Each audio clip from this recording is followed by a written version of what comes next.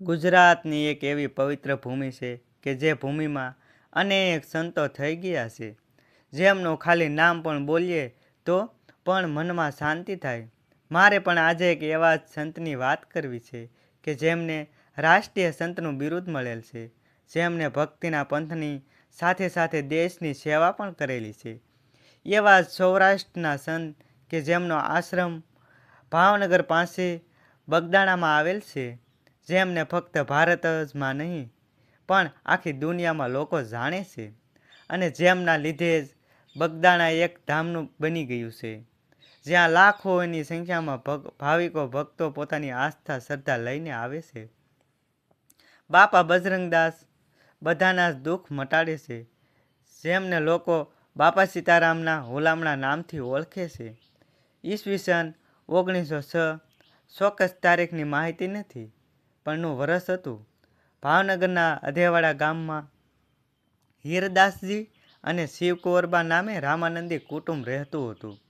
શિવકુંવરબા સગર્ભા હતા ત્યારે તેઓ પિયર જતા હતા અને રસ્તામાં તેમને પ્રસવની પીડા ઉપડી. ત્યાં બાજુમાં જ ઝાંઝરિયા હનુમાનજીનું મંદિર હતું. આજુબાજુની બહેનો એમને લઈને મંદિરની ઝૂંપડીમાં લઈ ગયા અને મંદિરમાં જ હનુમાનજીની આરતીના ઝાલર અને રણકવા મળ્યા, અને એવામાં શુભ દીએ એક બાળકનો જન્મ થયો. રામાનંદી સાધુ હોવાના કારણે નામ રાખ્યું ભક્તિરામ. નાનપણથી જ ભક્તિરામના મનમાં માતા પિતાના સંસ્કાર હતા. ખરેખર તેમનામાં નામ પ્રમાણે જ ગુણ પણ હતા. એક સવારે ભક્તિરામ મોડે સુધી સૂઈ રહ્યા હતા તો પિતા હીરદાસ અને માતા શિવકુંવરબા એ આવીને જગાડ્યા, અને જોઈએ તો એમની બાજુમાં જાણે એમનો દોસ્ત હોય એમ એક સાપ પણ હતો.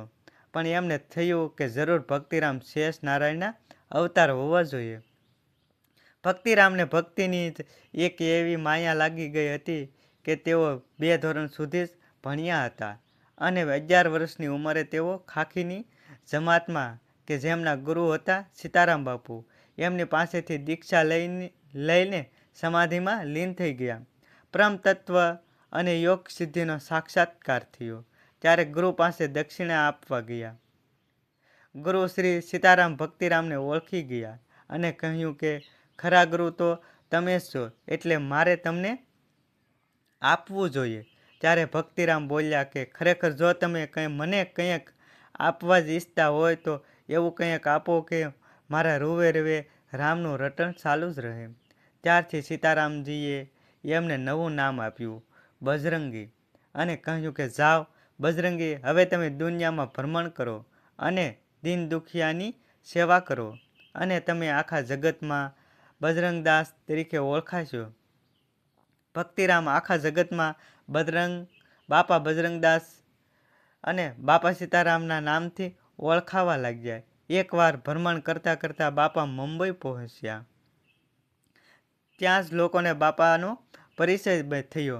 બન્યું એવું કે એક ગોરા અમલદાર ત્યાંથી પોતાની ગાડીમાં નીકળ્યો, અને રસ્તામાં બાપા અને બીજા સેવકો પાણીની ડોલો ભરીને એક જગ્યાએ ભેગું કરતા હતા. તો ગોરો અમલદાર સંત અને તેમની ભક્તિ વિશે ખરાબ બોલવા લાગ્યો, અને કહ્યું કે જો તમે ખરેખર સંત હોય ને તો ચમત્કાર બતાવો. બાપા એ જ વખતે જ્યાં ઊભા હતા ત્યાં જ પલાઠી વાળીને બેસી ગયા અને ખાડો ખોદવા લાગ્યા, અને જોત જોતામાં ત્યાં લોકોનું ટોળું આ કુતૂહલ જોવા ભેગું થઈ ગયું. અને બાપાએ ખારા જળની જમીનમાંથી મીઠું પાણી કાઢ્યું. તે જોઈને ગોરો અમલદાર પણ બાપાના પગમાં પડી ગયો હતો. બજરંગદાસ બાપાના જીવનનો સત્ય ઘટનાનો એક પ્રસંગ કહું. બાપા ગુરુની આજ્ઞાને પાલન કરવા માટે ભ્રમણ કરવા લાગ્યા, અને એમનો પહેલો મુકામ થયો સુરત, જ્યાં તેઓ બેગમપુરા સાવરિયા રોડ પર આવેલા લક્ષ્મીનારાયણના મંદિરમાં રહ્યા હતા. ત્યાંથી તેઓ ચાલતા ચાલતા હણોલ ગામે રણજીત હનુમાનજીના મંદિરે માં 7 વર્ષ રહ્યા. તેમના ભ્રમણ દરમિયાન તેઓ ભાવનગર જાડેજાને ત્યાં પણ ગયા હતા, અને તેઓ પાલીતાણા, જેસર, કણમોદર ગયા, અને કણમોદર બાપા 3 વર્ષ રહ્યા. બાપાના ભ્રમણ દરમિયાન એમના હાથે ઘણા ચમત્કાર થયા. પણ બાપા તો ફક્ત એક જ વાક્ય બોલતા, જેવી મારા વાલાની મરજી. ભ્રમણ કરતાં કરતાં બાપા બગદાણા આવ્યા. ત્યારે એમની ઉંમર હતી 41 વર્ષ. ત્યાં બાપાએ ત્રિવેણી સંગમ જોયો. બગદાણામાં બાપાને 5 મૂળ તત્વો જોવા મળ્યા: બગદાણા ગામ, બગડ નદી, બગડેશ્વર મહાદેવ અને બગદાલમ ઋષિ. બજરંગદાસ બાપા પછી બાપા કાયમને માટે બગદાણામાં જ રહ્યા. બાપાએ બગદાણામાં પણ ઘણો વિસ્તાર કર્યો. બાપા 1941માં બગદાણા આવ્યા. 1951માં આશ્રમની સ્થાપના કરી. 1959માં અન્નક્ષેત્ર ચાલુ કર્યું. 1960માં ભૂદાન હવન કર્યો. 1962માં આશ્રમની હરાજી કરાવીને ભારત અને ચીનના યુદ્ધ વખતે લશ્કરને મદદ કરી. 1965માં ફરીથી આશ્રમની હરાજી કરાવીને ભારત અને પાકિસ્તાનના યુદ્ધ વખતે લશ્કરીને મદદ કરી.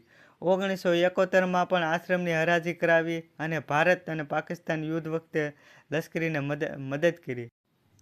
સંત ભૂમિ સૌરાષ્ટ્રની અને એમાં રૂડું બગદાણા ગામ. બાપા બજરંગ વિરાજતા અને રટતા સીતારામ. બગદાણા જવા માટે અમદાવાદથી ડાયરેક્ટ એસટી બસ મળે છે. તેમજ ભાવનગર અને તળાજા વગેરે સ્થળેથી પણ બસની સગવડ છે. બગદાણા ખાતે દર વર્ષે અન્ય 2 ઉત્સવ ઉજવાય છે. એમાં એક બજરંગદાસ બાપાની પુણ્યતિથિ જે પોષ વદ ચોથના દિવસે, અને બીજો ઉત્સવ અષાઢ સુદ પૂનમ એટલે કે ગુરુ પૂર્ણિમાના દિવસે ધામધૂમથી ઉજવાય છે. આ ઉત્સવો દરમિયાન બજરંગદાસ બાપાના લાખો શ્રદ્ધાળુ ભક્તો ઉમટી પડે છે, પણ બાપાનો કોઈ પણ ભક્ત પ્રસાદીનો લાભ લીધા વગર પાછો ફરતો નથી. 100 ભક્તો ત્યાં બાપાનો મહાપ્રસાદ પણ લે છે અને આ મહાપ્રસાદ રોજ આખો દિવસ ચાલુ રહે છે. આમ ભારતના ઇતિહાસમાં એક સેવાભાવી અને રાષ્ટ્રીય સંત એવા બાપા બજરંગદાસ સૌને રોતા મૂકીને પોષ વદ ચોથના દિવસે દેવ થઈ ગયા. ધીરે ધીરે પ્રખ્યાત થતું જાય છે. ભક્તો માનતા લઈને જાય છે.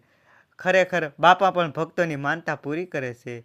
અને હું કહું છું કે એક વખત બગદાણા જજો, તમારો ભવનો ફેરો પલટાઈ જશે. બાપા સીતારામ. આવા સરસ મજાના વિડીયા જોવા માટે અથવા વાર્તાઓ સાંભળવા માટે અમારી ચેનલને લાઈક, શેર અને સબસ્ક્રાઈબ કરવાનું ભૂલતા નહીં. બાપા સીતારામ.